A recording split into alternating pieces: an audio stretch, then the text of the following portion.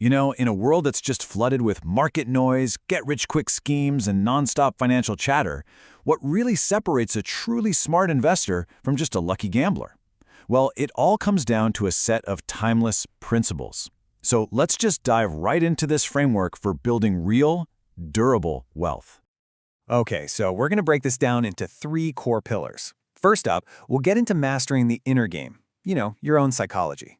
Then, second, we're going to cover how to build a defensive strategy that's like a fortress for your money. And finally, we'll look at the discipline you need to actually execute that strategy over the long haul. I mean, it's a pretty easy game when every stock you pick just goes up and up, isn't it? But this question right here, this gets to the absolute heart of our very first principle. It really exposes that massive difference between just being lucky and being genuinely skilled. And this is exactly where we find principle number 1.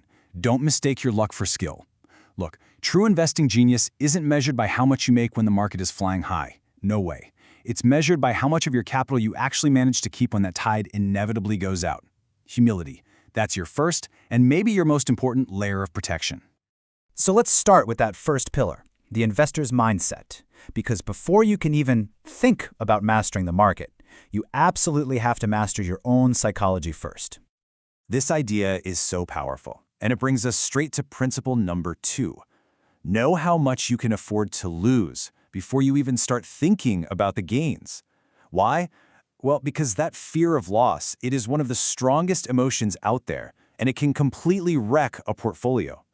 Controlling that fear starts with defining and respecting your risk right from the get-go. And that brings us to the 2 heavyweights of investing failure. Fear. It makes you sell at the very bottom, locking in those devastating losses. And then greed. It makes you buy at the top, chasing all the hype right before a crash. An investor's real edge, their ultimate advantage, is the ability to control these 2 incredibly powerful forces. So, this mindset of controlling risk, it naturally leads us to principle number 3. Long-term investing is not some set-it-and-forget-it strategy.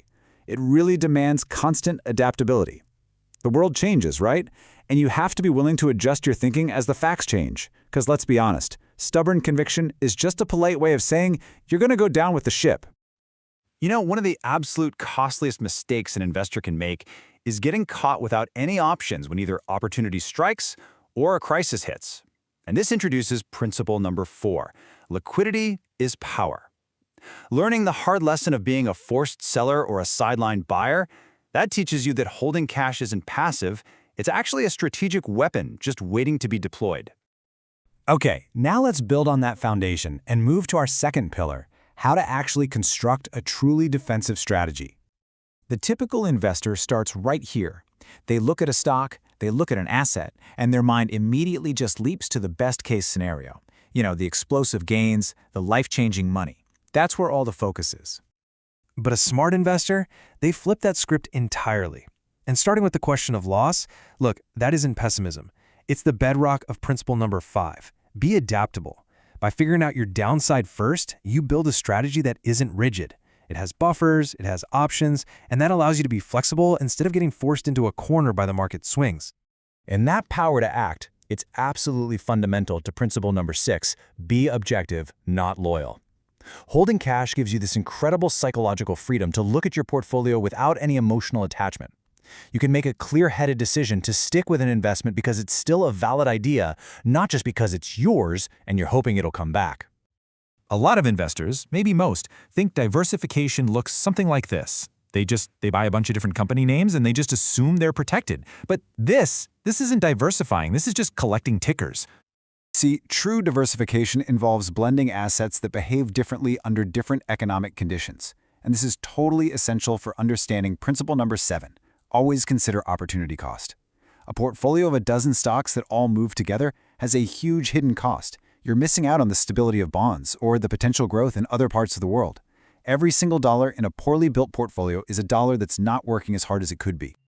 All right, let's turn to our third and final pillar, the discipline of execution. Because a great plan is frankly worthless if it isn't managed with constant, intelligent effort over time. This ongoing process, this is vital for maintaining principle number 8, true diversification. Your initial vision for your asset mix, that's just the starting line. It requires regular review and regular adjustment. As some assets grow and others shrink, you have to make active decisions to rebalance and make sure your portfolio stays protected. And at the absolute heart of that discipline is mastering your inner game. And here we find principle number 9, your psychology is way more important than your grasp of macroeconomics. The emotional pull is to be loyal to a stock, because selling it feels like admitting you are wrong. That's just your ego talking. Objectivity is the discipline to ignore that feeling and focus only on the facts as they are today. Let's see what that psychological failure actually looks like in practice. Just imagine this $10,000 is tied up in a company that's kind of just treading water. You're not losing money, sure, but you're not gaining any either. And you're just holding on out of loyalty. Well, that same capital could have been reallocated to a much better opportunity and actually put to work. This perfectly illustrates our final rule. Principle number 10, learn from your mistakes and, this is the crucial part, don't repeat them. The real cost of holding on to a mistake isn't just that it's going nowhere, it's the missed potential of what could have been. So let's pull it all together.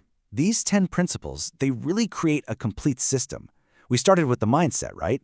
Learning to separate skill from luck and defining our risk. Then we built a defensive strategy, understanding adaptability and opportunity cost. And finally, we cover the discipline needed to execute, to stay objective, and, maybe most importantly, to learn from every single decision. And we'll end on that thought, which really brings us full circle. Investing isn't a test you pass once. It's a continuous journey of learning. Every single choice you make leaves a permanent mark on your portfolio. The only question is whether it also leaves a valuable lesson in your mind.